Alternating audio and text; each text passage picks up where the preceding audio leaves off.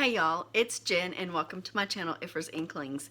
Today is the first video in a 95-part series that I am super excited about. You guys know my love for Charles Bukowski. I have videos on my channel about him, other poetry discussions. In fact, all of my poetry discussions so far are all Charles Bukowski poems that I've discussed from other ones of his works. And I decided this time we needed a separate series all about Bukowski so I can dive into some other poetry discussions from other authors that I want to check out. But this one is the first poem in Essential Bukowski's poetry.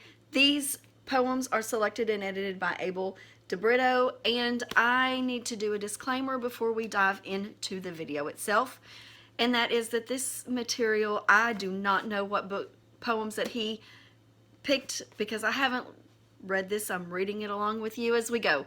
So I don't know what we're going to encounter here, but Charles Bukowski is not for the faint of heart. He can be crass, he can be rude, he can be vulgar, and his subject matters can be all of those above, but I always feel that there is something essential to pull out of his poems and something that everybody can relate to in his poems. So also, I am not a literary specialist. I don't have a literary degree. I just am a lover of literature and Charles Bukowski. I am an accountant, so I don't do literary critiques or poetry critiques or anything like that. So this is just what I am able to pull out from these poems that any day average person could pull out from them as well. So without further ado, let's dive into the first poem. So this collection is supposed to be Charles Bukowski's, well, his essential works. And when you read the foreword, and I've discussed a little bit more of this in my announcement video to this series, if you will check that out. These were the essential poems that Abel DeBrito thought were essential Bukowski poems. And we're going to see if we agree with him.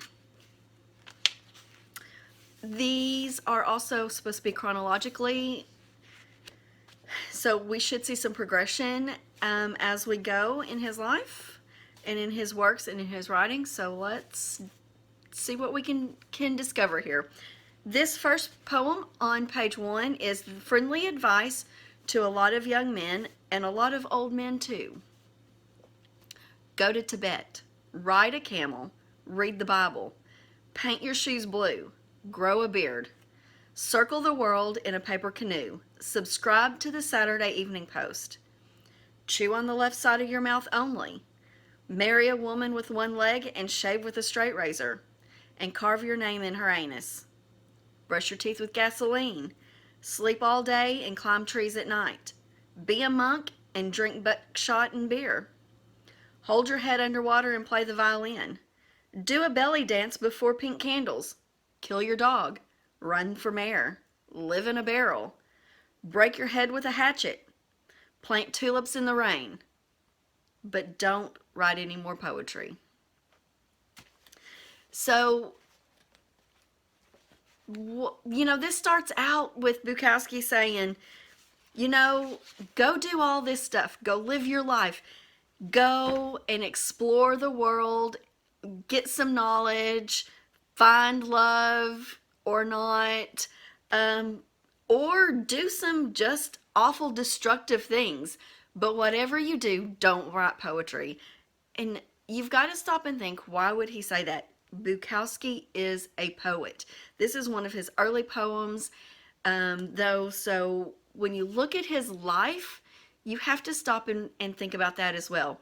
Bukowski wasn't making a lot of money off of poetry at this time in his life, but Bukowski felt like he had to write poetry. There wasn't a choice. He had to write poetry, but it wasn't making any money. He wasn't profiting from it. He was barely scraping by. you know, cheap wine, cheap women, cheap whiskey, cheap places to stay, if he even had a place to stay and wasn't, you know, kind of homeless at times. There was a time in his life where he was homeless or he was living in shitholes. Like I said, not making a lot of money. So why would he say do anything?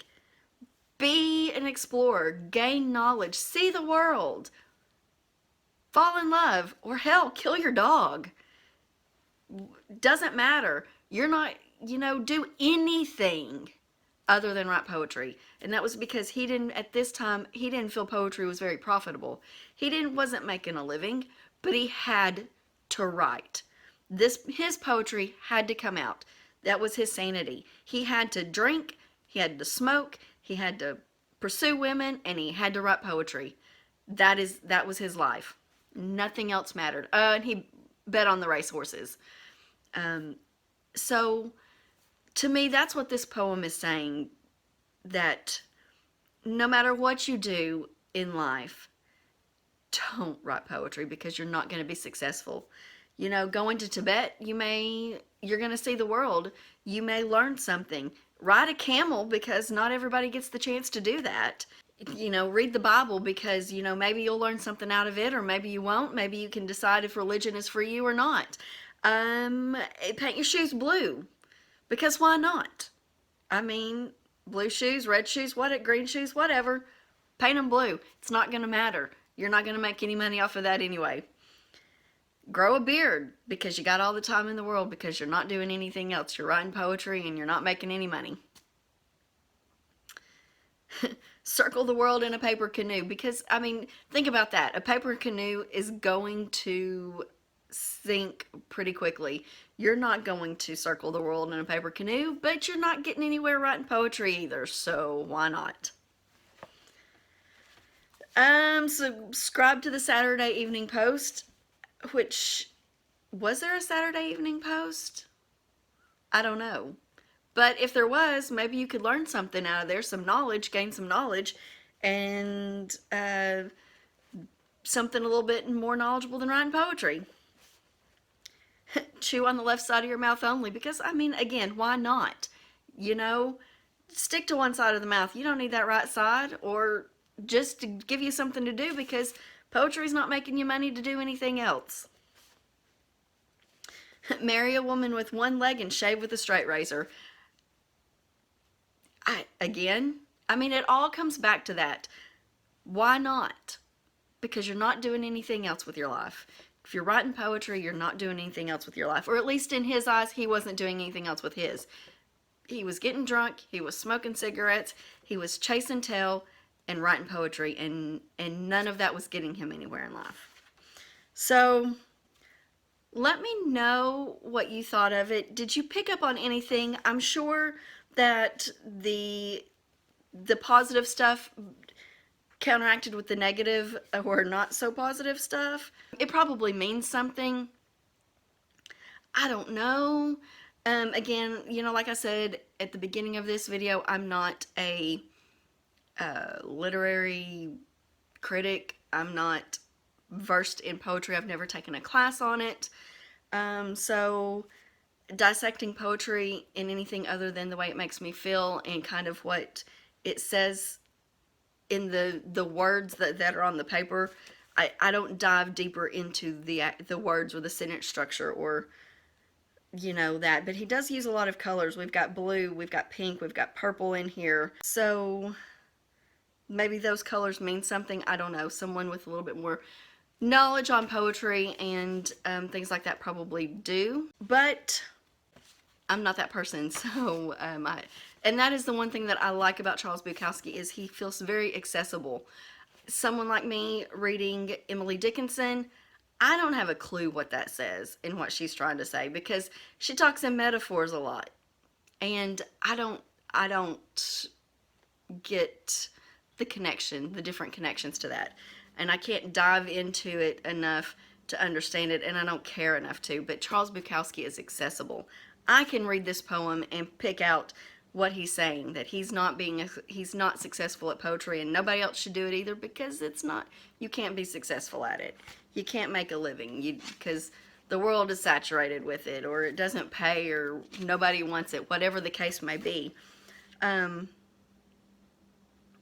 So I can determine that. I can see that and read this poem, and that is what I like about Bukowski. So what did you pick up on? Did you catch something that I didn't?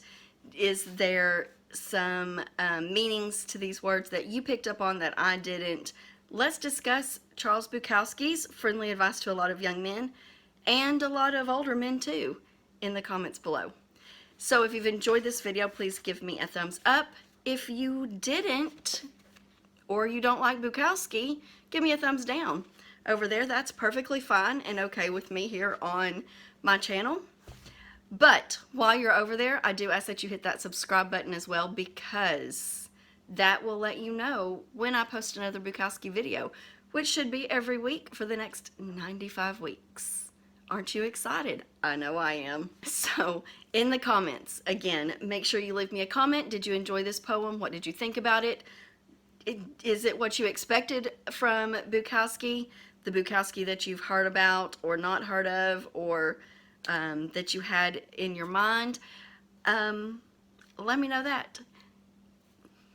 And until next week, when we talk about another Bukowski poem in this collection, I will talk to you later. Bye.